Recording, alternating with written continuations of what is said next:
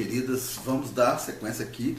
Olha aí, inciso 14. É assegurado a todos o acesso à informação e resguardado o sigilo da fonte quando necessário ao exercício profissional. Então veja, olha só, aqui nós temos a origem, né? Este inciso, o inciso 14, foi regulamentado pela LGPD, a Lei Geral de Proteção de Dados, que ela nos assegura, né, o direito à informação, mas ao mesmo tempo também, evidente, ela faz a gestão dos dados que podem ou não serem fornecidos, correto? E é importante frisarmos, nós vamos ver aqui num outro momento na Constituição, que há, né, a informação particular, é de meu interesse, a informação coletiva, que pertence ao coletivo a qual eu possa pertencer, é um coletivo de advogados, um coletivo de professores, um coletivo de médicos, de engenheiros. Então você tem as informações pertinentes a esse coletivo e você tem as informações gerais, correto? Então todas essas informações são tratadas. Aqui no inciso 14 está dizendo desse direito e resguardando algumas atividades profissionais que recebem informações em virtude do exercício de uma determinada atividade. O exemplo clássico que nós temos é o dos jornalistas. Mas isso acontece também com os padres, isso acontece também com os psicólogos, isso acontece com os médicos, com os advogados, ou seja, uma série de informações que são obtidas, né, fruto do exercício de uma determinada atividade, correto? Tá? Então isso é muito importante que saibamos que há regulamentação e esse direito nos é dado, porque vivemos em uma sociedade, muitas informações são fundamentais para o viver coletivo. O inciso 15 vai dizer o seguinte, é livre, olha aí, direito de locomoção, já vai colocando do ladinho aí, é livre a locomoção no território nacional em tempo de paz, podendo qualquer pessoa, nos termos da lei, nele entrar, permanecer ou dele sair com seus bens. Então o inciso 15 está dizendo exatamente do nosso direito de ir, vir, estar e permanecer.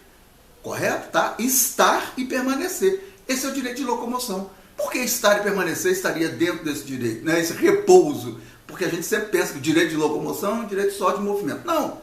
Eu posso querer estar, permanecer em um espaço público. Evidentemente que esse direito aqui não se aplica à propriedade privada, às residências, nós vimos aqui, né, inviolabilidade do domicílio, nada disso, correto? Então isso aqui é para os espaços públicos, tá? Então o meu direito de ir e vir, estar e permanecer em tempo de paz, olha que fala o inciso 15 da Constituição. Por que em tempo de paz? Porque em tempo de guerra, por exemplo, você pode ter sim a restrição, o limite estabelecido pelo legislador, pela Constituição, pelo Estado em que, né, o país possa se encontrar, relacionada à segurança pública, por exemplo. Então vejam, você pode ter, né, tempo de guerra, um toque de recolher. Isso significa uma intervenção no nosso direito de ir e vir, estar e permanecer. Então aqui é o direito de locomoção muito marcado, muito característico, importantíssimo, o seu deslocamento, e veja bem, olha aí para a questão, é você e seus bens podem se deslocar em todo o território nacional, você e seus bens. Então uma cidade, um município não pode colocar cancelas para impedir o acesso deste ou aquele proveniente de outro ponto do território nacional. Perceberam? Tá claro? Então isso é muito importante, esse direito. Nós vamos ver que esse direito repercute diretamente no habeas corpus. Nós vamos estudar isso aqui, um remédio constitucional importantíssimo. Importantíssimo. É o habeas corpus com uma ligação direta com esse direito de locomoção. Então fiquem atentos para isso, para os elementos contidos nesse inciso 15. Inciso 16. Todos podem se reunir pacificamente, grifa isso aí, hein? Sem armas, em locais abertos ao público, independentemente de autorização, desde que não frustrem outra reunião anteriormente convocada para o mesmo local, sendo apenas exigido prévio aviso à autoridade competente. Então nós temos elementos aqui muito importantes. Este inciso 16 traz o nosso direito à reunião. Reunião onde? Sempre importante, espaços públicos. A utilização do espaço público. Essa ideia de reunir-se é lato sensu, ou seja, congrega, reúne uma série de atividades, como por exemplo, uma profissão em via pública. Correto? Não só uma manifestação grevista, que é o sempre que nos vem à mente, mas não. A utilização para vários eventos em espaços públicos, praças.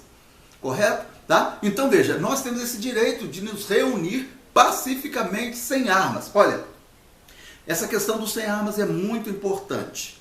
Correto? E aqui o inciso nos possibilita distinguir o que é portar arma, então, trazer consigo uma arma e, olha só, brandir arma. Brandir é uma atitude ostensiva, eu vou para cima com uma arma, correto? Ou eu faço uma manifestação brandindo, uma manifestação com todos os aspectos de agressividade, correto? Tá? Então, fiquem atentos a isso. Então, veja, o que é portar arma? O policial militar tem a arma como uma ferramenta de trabalho, policial militar, policial civil, ele tem a arma como uma ferramenta de trabalho. Então ele porta a arma. Tá? Então o porte de arma dele, apesar evidentemente de ser legal, não vai caracterizar ou não vai retirar um elemento pacífico de uma determinada reunião. Por quê? Porque ele está com uma ferramenta de trabalho. Correto? Diferentemente, se ele saca a arma, ou ele está de folga paisano, de férias, e vai participar de um evento armado. Aí é outra história. Perceberam? Tá claro? Tá? Então essa é a primeira distinção entre portar arma e brandir arma. Brandir, aquele ato ostensivo. Tá? Então veja, no brandir, por exemplo, eu posso transformar uma ferramenta de trabalho em arma. Uma foice, né? Um machado, um facão. Ao brandir, ao criar a ostensividade, vejam, eu transformo aquilo que era uma ferramenta em arma. Perceberam? Então, tudo isso pode retirar o elemento pacífico contido não em uma reunião. Olha aí, em locais abertos ao público, espaços públicos, já falamos, independentemente de autorização. Isso aqui é muito importante. Você não precisa pedir autorização às entidades, às instituições públicas para a utilização, né, a autoridade pública, para a utilização do espaço público. Você precisa comunicar. Por que comunicar? Para que você não frustre, não atrapalhe um outro evento, de repente marcado para o mesmo horário que você deseja realizar o seu. Então veja, a comunicação é exatamente para dar a oportunidade à autoridade pública para se organizar. Essa é a finalidade da comunicação. Tá? Olha só, para que não frustrem outra reunião anteriormente convocada para o mesmo local. Então essa é a finalidade, a organização da utilização do espaço público.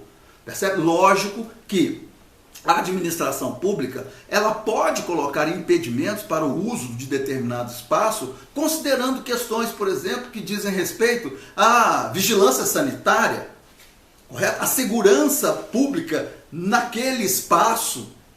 Percebe? Então, essas questões, sim, podem ser consideradas e estão dentro da organização, que ao comunicar à administração pública, ela vai apresentar a sua motivação. Perceberam? Mas volto a dizer, isso é questão de prova, não há falar em pedido de autorização para a utilização do espaço público, sendo apenas exigido prévio aviso à autoridade competente.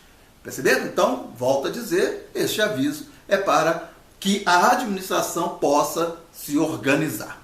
Bom, inciso 17 vai dizer que é plena liberdade de associação para fins lícitos, vedada a de caráter paramilitar. Vamos explicar isso aqui, mas antes eu quero fazer uma pequena distinção entre o direito de reunião e o direito de associação.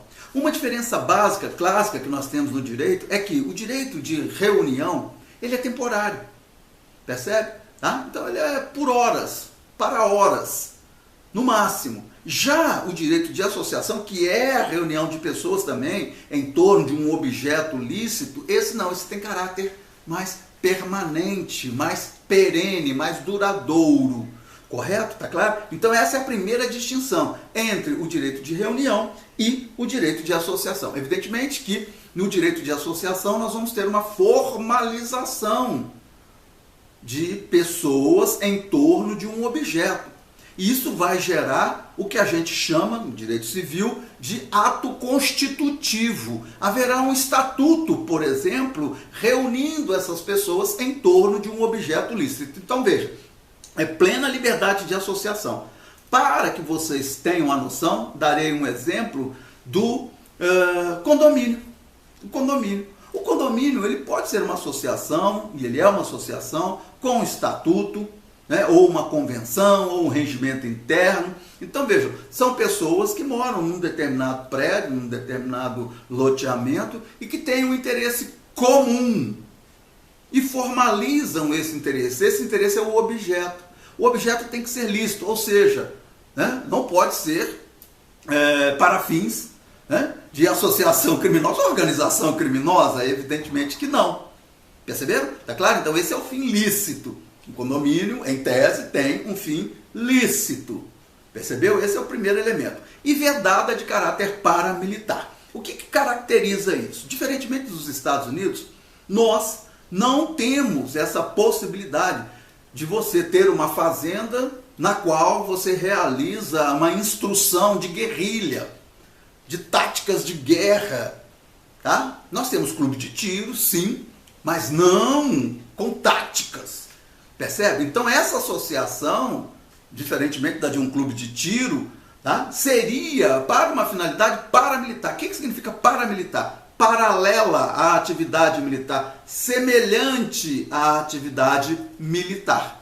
Tá claro? Tá? Então isso é proibido. Tá claro? Vejam, olha, a Constituição segue protegendo esse direito. No inciso 18 vai dizer o seguinte: a criação de associações na forma da lei, olha aí, a de cooperativas, independem, olha novamente, de autorização, sendo vedada a interferência estatal em seu funcionamento.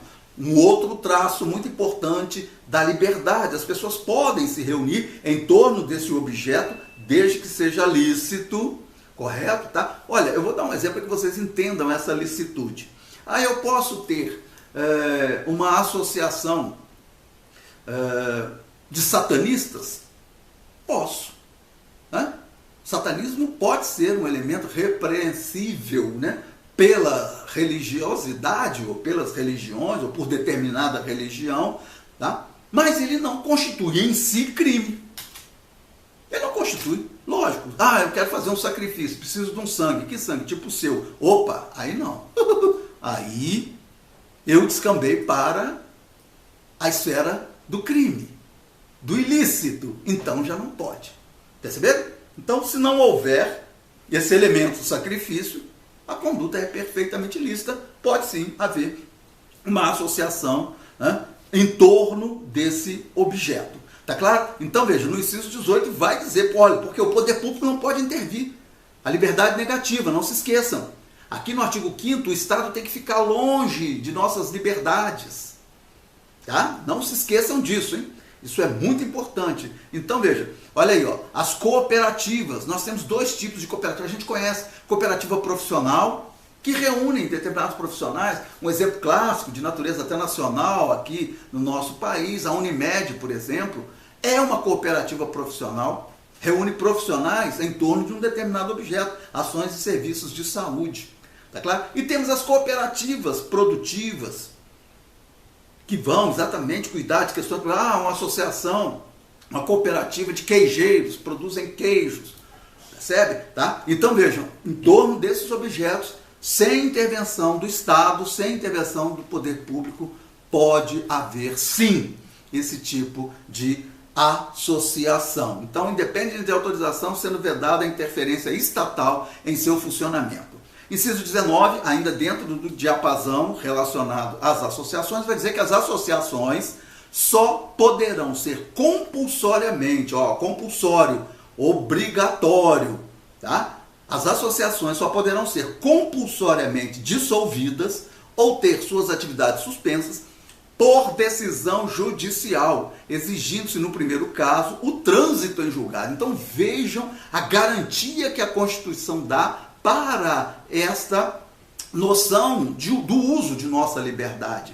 Somente o Estado juiz, o poder judiciário, pode desconstituir. Então não há uma entidade administrativa que possa fazer essa desconstituição de uma associação consolidada em torno de um objeto lícito e sem caráter paramilitar. Tem que ser o Poder Judiciário. E olha só, a dissolução só vai acontecer depois do trânsito em julgado. O que significa isso? Significa que a decisão judicial dela não caberá mais recurso. Ela se tornou definitiva. Olha só, hein? A garantia que a Constituição dá para esta dimensão de nossa liberdade. O inciso 20, isso é importante, né? Ainda relacionado às associações, vai dizer que ninguém poderá ser compelido a associar-se ou a permanecer associado. Então isso é importante. Nesse inciso 20 do artigo 5º, nós teremos um instrumento também na própria Constituição muito similar, que diz respeito à sindicalização, aqui é a associação. Então se você entra numa associação, você entra por vontade própria e sai por vontade própria, quando quiser. Perceberam? Tá claro? Então isso é importante que saibamos. Você é que determina o momento que você irá entrar ou sair de uma determinada associação. Você é livre, ó, o termo, livre para tal. 21, encerrando exatamente essa questão das associações do plano constitucional, as entidades associativas, quando expressamente autorizadas, hein? Tá? Então lembra daquele ato constitutivo, perceberam? Tá? Então, ó, vai ter lá no seu estatuto uma autorização, isso é muito importante. As associações, as entidades associativas, quando expressamente autorizadas, têm legitimidade para representar seus filiados, judicial ou extrajudicialmente. Nós vamos estudar aqui a figura do sindicato. O sindicato, para representar o seu sindicalizado, ele não precisa ter esta autorização expressa. Tá? Ele tem sindicatos têm a figura da substituição processual. Ele pode pedir em nome próprio interesses de terceiros. Então o sindicato tal peticiona junto ao Poder Judiciário em nome de seus sindicalizados. A associação pode fazer isso? Pode, mas desde que, diferentemente do sindicato, ela não funciona como substituto processual. Tá? Então ela precisa que, neste caso especificamente, o seu associado lhe dê uma procuração. Aí sim ela poderá agir em nome do seu associado. Então essa é a diferença da associação para o sindicato. O sindicato tem uma característica mais profissional, aqui não. Aqui é qualquer objeto, desde que lícito e sem caráter paramilitar. Tá claro? Bom, vamos encerrando aqui a nossa quarta aula. Peço que se inscrevam no canal, deem like, compartilhe esse conteúdo e contribua com a nossa ideia. Está aí agora aparecendo para vocês, não é? A chave Pix, um QR Code. Se você puder e quiser, contribua com o projeto. Vamos fazer crescer essa ideia. Muito obrigado e vamos para a quinta aula. Um grande abraço.